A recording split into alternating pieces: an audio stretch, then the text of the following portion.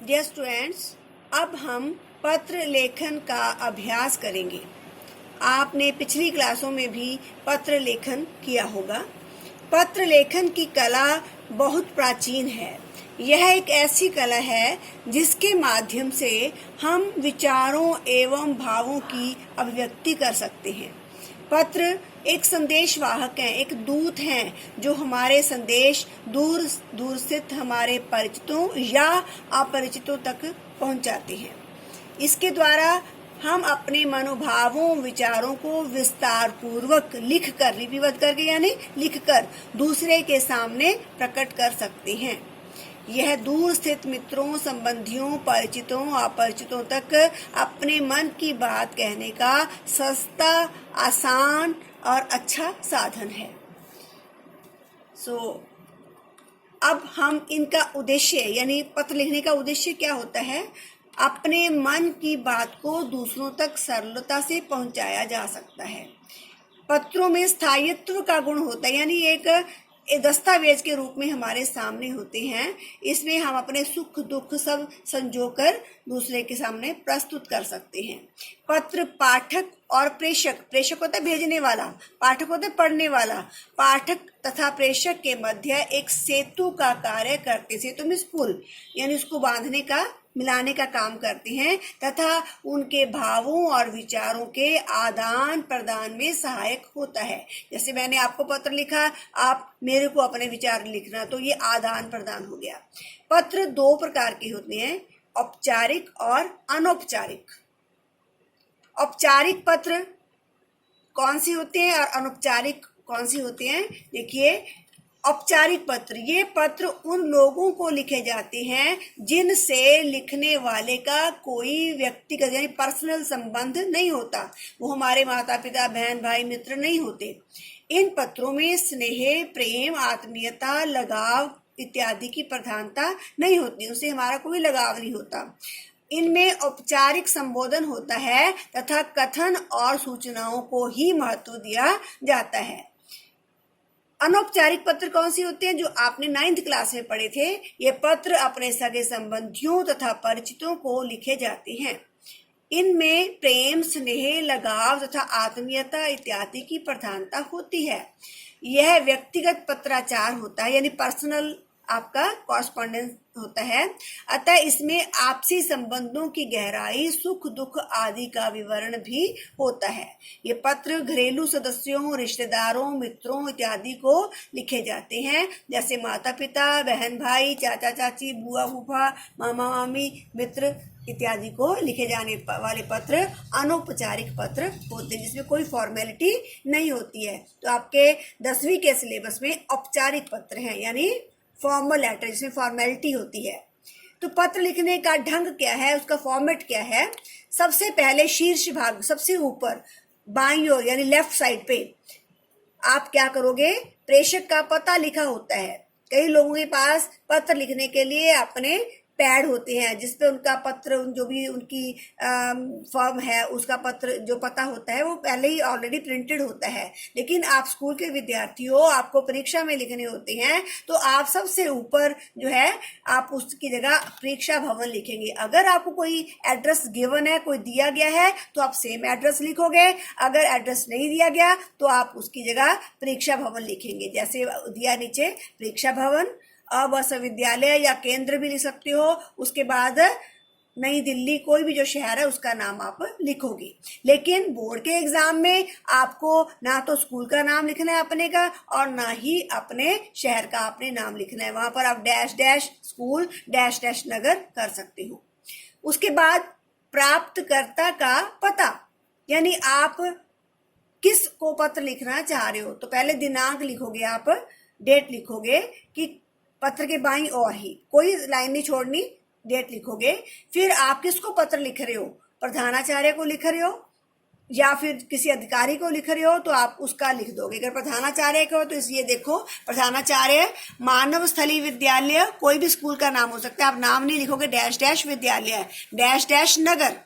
अगर आप किसी बुक सेलर को लिख रहे हो तो आप क्या लिखोगे, प्रबंधक महोदय, रचना सागर, दरियागंज, दिल्ली। यहाँ आप डैश डैश, ये उसका एड्रेस है तो आप उसको लिख सकते हो।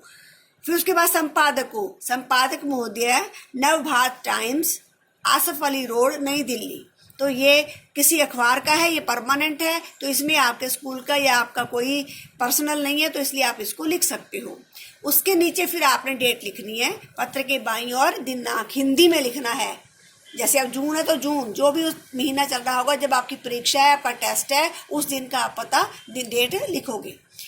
पत्र का विषय, जिस समस्या पर पत्र लिखा जाए और वह विषय के अंतर्गत आता है, फिर उसका शॉर्ट फॉर्म में आप सब्जेक्ट, जिसे आप इंग्लिश में कहते हो, वो लिखोगे।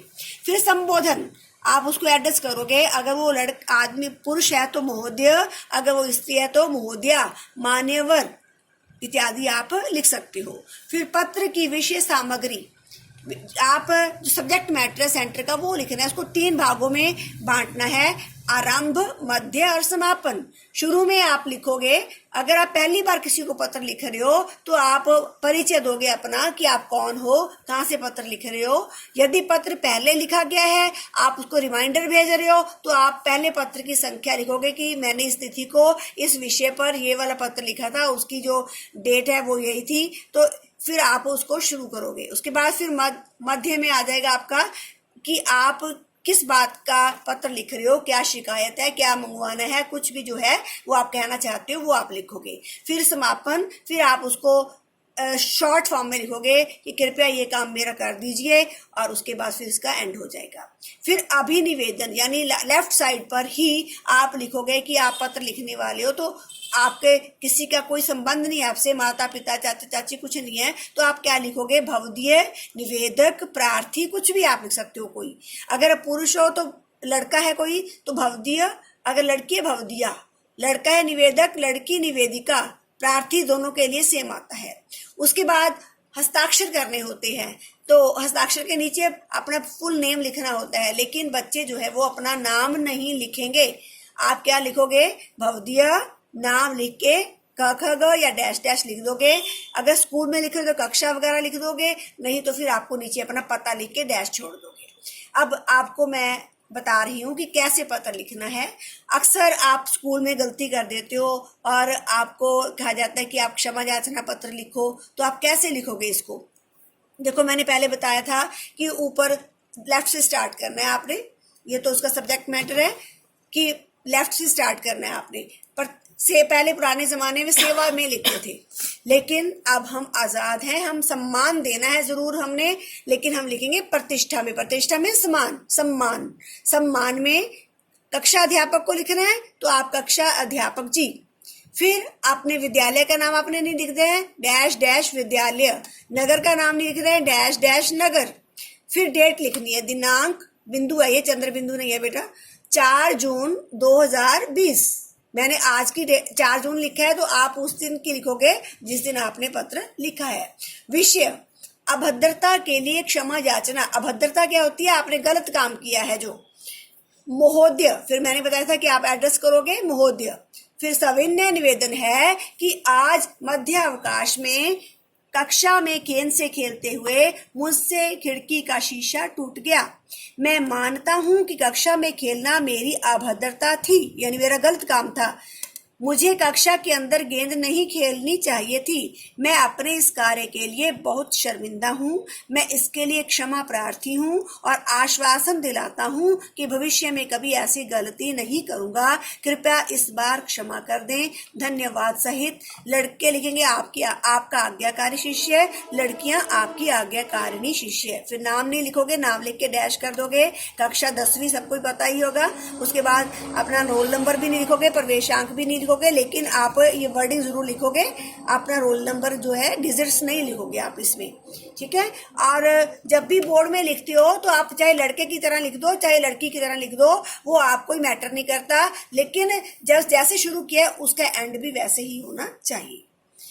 अब दूसरे तरीके के पत्र जो हम बाहर वालों को लिखते हैं, स्कूल के नहीं है, कि अपने बैंक के प्रबंधक को पत्र लिखकर अपने आधार कार्ड को बैंक खाते से जोड़ने का अनुरोध कीजिए। आप सबको पता है कि आजकल जो हमारे आधार कार्ड हैं उनको बैंक के नंबर से जोड़ दिया जाता है ताकि हमारे बैंक के काम आसानी से हो जाए। तो कैसे लिखोगे? ऊपर परीक्षा भवन, केंद्र, नगर, फिर वही प्रतिष्ठा में किसको लिख रहे हो? प्रबंधक। वो स्त्री है तो महोदया, पुरुष है तो महोदय। आप यहाँ पर बैंक का नाम लिख सकते हो क्योंकि बैंक का नाम एक नॉर्मल चीज है, कोई स्कूल का नाम नहीं है स्पेशल, जिससे कोई डिस्क्लोज होने वाली बात नहीं है। तो इसलिए स्टेट बैंक ऑफ इंडिया, लेकिन शाखा और शहर का नाम नहीं लिखोगे। शाखा में ब्रांच कहाँ है वो, और नगर कौन सा है। फिर डेट, दिनांक सेम, विषय आधार कार्ड को बैंक खाते से जोड़ने हेतु आपको ऊपर जो वर्डिंग होती है उसमें दिया होता है कि आप किसको क्या लिख रहे हो। फिर महोदय, अगर यहाँ स्त्री थी तो महोदया।